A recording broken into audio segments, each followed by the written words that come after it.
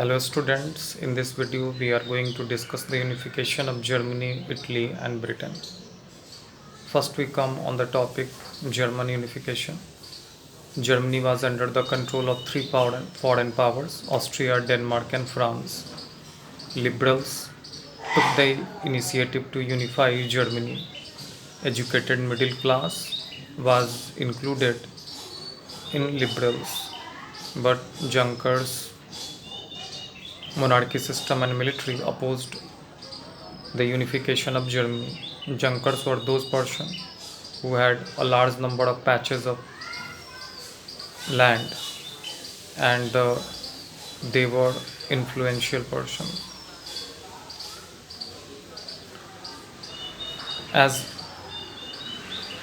Germany was under the control of three foreign powers, so the unification was possible only these three foreign powers could be removed from Germany. The real initiative was taken by the Prussia. The Prussian Chief Minister Otto von Bismarck defeated all three foreign powers in almost 7 years. In finally 1871, William I, King of Prussia, became the Emperor of Germany, and thus process of unification was completed. Now we come on the topic of Italian unification. Italy was under the control of two foreign powers, Austria and Spain. And unification was possible only these two foreign powers could be removed from Italy. Here we understand the unification in terms of contribution given by different personalities.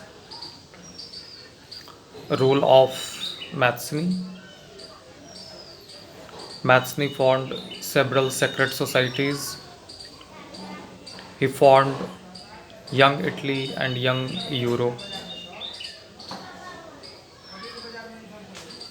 He also formulated the policy and program for the unification of Italy. Role of Cavour. He was the chief minister of Sardinia Piedmont and he defeated Austria with the help of France. Role of Garibaldi. He defeated Spanish forces with the help of local peasants.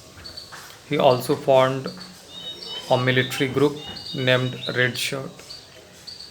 Role of Victor Emmanuel II.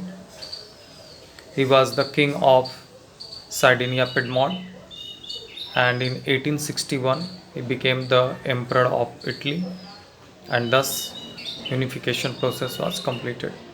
Now we come on the unification of Britain.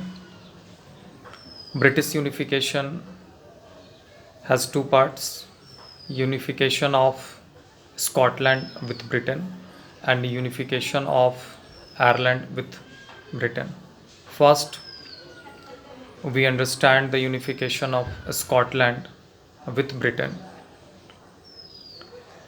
In 1707, a proposal was placed in British Parliament and this was called Act of Union. By the Act of Union, British Army was given the permission to invade Scotland and Scotland was annexed in Britain forcibly. The Gaelic language was removed and English culture and English language was introduced. After integration of Scotland with Britain, it was called UK, that is United Kingdom. Now we understand the integration of Ireland with Britain. Britain encouraged the Protestant community of Ireland to help Britain in dominating its position in Ireland, but Catholic community opposed this. Ulf Tone, who was the leader of Catholics, protested the dominance of Britain, but finally he was defeated by the British Army. And in 1801, Ireland was finally annexed in Britain, and thus unification process was completed. After the unification, Britain formed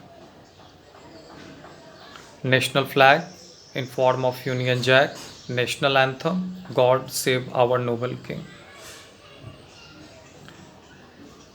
If we see the unification of Britain, we can say that the British unification was not the result of a sudden upheaval, but it was a long drawn out process. It took almost 100 years. In 1707, Act of Union came into force and Scotland was annexed, and in 1801 Ireland was included. In the next video, I'll come with some more important topics.